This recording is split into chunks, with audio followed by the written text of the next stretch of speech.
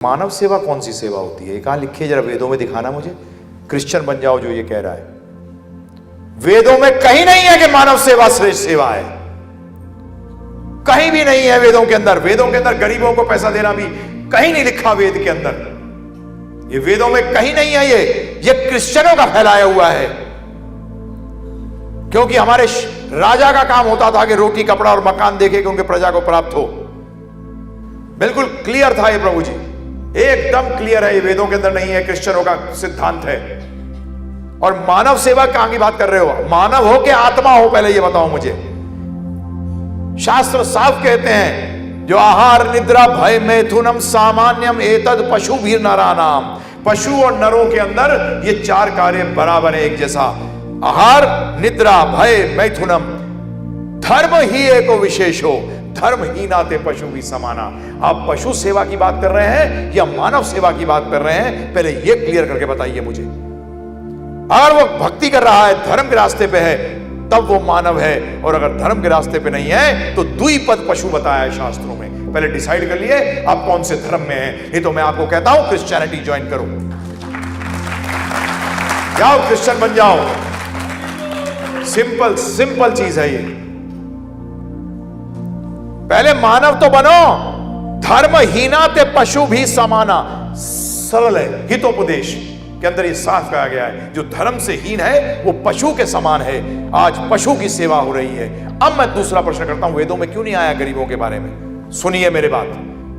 हम कर्म मानते हैं कि पुनर्जन्म है। अगर आप पुनर्जन्म नहीं मानते, फिर मैं आपको कहता हूं या तो मुसलमान बन जाओ या क्रिश्चियन बन जाओ। अब हिंदू नहीं हो। हिंदू वही व्यक्ति होता है जो पुनर्जन्म में विश्वास करता है।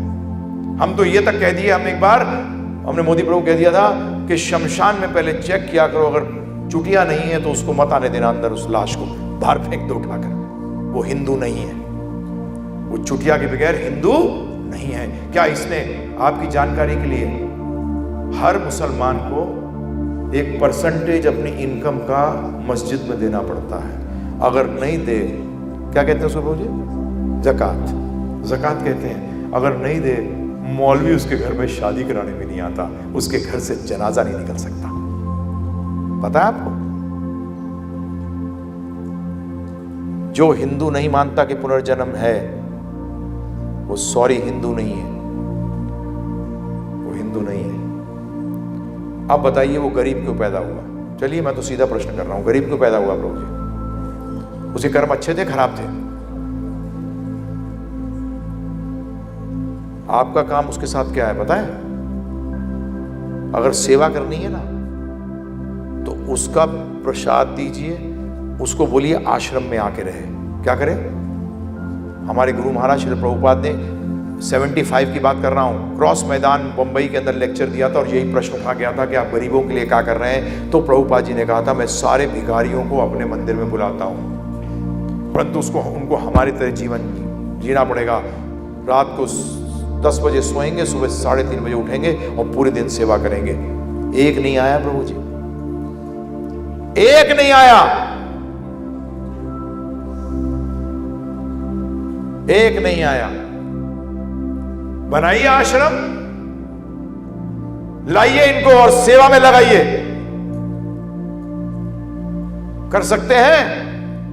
कौन सी सेवा की बात करते हैं आप? अरे क्रिश्चियन हमसे यहां तेज हैं, जब सेवा करते हैं तो बोलते हैं बेटा क्रिश्चियन बनना पड़ेगा। क्या बनना पड़ेगा? मैं इधर मदर टेरेसा के अगेंस्ट नहीं हूं, परंतु मदर टेरेसा का पूरा प्रोग्राम ही यही था कि वो सेवा करती थी और क्रिश्चियन बनाती थी। मैं उसके अगेंस्ट नहीं हूं, क्योंकि हम क्या बोलेंगे? हम तो कुछ बोलने लायक है ही नहीं, हम तो हिंदू ही नहीं हैं। पहले सिद्धांत समझो। जो धर्महीना है वो पशु में, जब ही ध्यान रखिएगा, ये क्रिश्चियन बनाते थे, वो सही था क्योंकि मनुष्य बन गया। क्या बन गया प्रभु जी? धर्म पालन करना शुरू कर दिया उसने। अब उसकी आप अगर हेल्प करोगे तब मनुष्य की हेल्प होगी, नहीं तो मनुष्य की हेल्प है ही नहीं। करिए ना प्रभु जी, हवाई बात मत करिए। कर्म फल के अनुसार उसको मिलेगा वैसा, परंतु आपको अब क्या करना है? यही मैं कई बार कहता हूं, एक उदाहरण भी देता हूं कि एक व्यक्ति है प्रभु जी, उसको लोग मार रहे हैं दबा कर, और आप उसके पास जाते हो और बोलते हो कि अरे ये क्या कर रहे हो, क्यों मार रहे हो उस बेचारे गरीब को? तो लोग देखते हैं और देख के कहते हैं नहीं मारे इसको, बोले नहीं छोड़ दो। बोलते पता इसने क्या किया है? क्या किया? बोले तेरी बहन का रेप करके उसको मार दिया है, क्या करें हम इसके साथ? मार दो, खत्म कर दो इसको। अब कहां गई आपकी सोच? ध्यान रखिएगा, जीवन के अंदर एक चीज आप ध्यान रखिएगा, अगर भौतिक चीजों की कमी है आपके पास, जिस चीज की भी कमी है, और ध्यान रखिएगा पूरा किसी के पास भी नहीं है, किसी ना किसी के पास कोई ना कोई चीज तो कम है ही। सबने पाप किए हुए हैं, पाप का निवारण करिए। क्या करिए प्रभु जी? और फिर साथ में हेल्प भी करिए। पहले वो पाप का निवारण करने को तैयार होता है क्या? वो हरे कृष्ण महामंत्र जपेगा। हम पैसे कभी नहीं देते। हमारे पास जो शिष्य भी आते हैं उनको साफ कहते हैं कभी पैसा मत देना। रोड पे आते हैं, ये आपसे रईस है, आपकी सैलरी होगी ₹1,00,000 महीना, ये पूरा परिवार बना के ₹2,00,000 महीना कमाता है और इनकम टैक्स भी नहीं देता है प्रभु जी। रिटर्न फाइल नहीं करते ये। आपके पास वो टीवी नहीं होगा जो इनके पास है, केबल टीवी आपके पास भी नहीं। यहां गरीब है ही नहीं शहर में। गरीब ढूंढने ना जाके प्रभु जी, वो आदिवासी एरियाज में जाइए, वहां जाइए,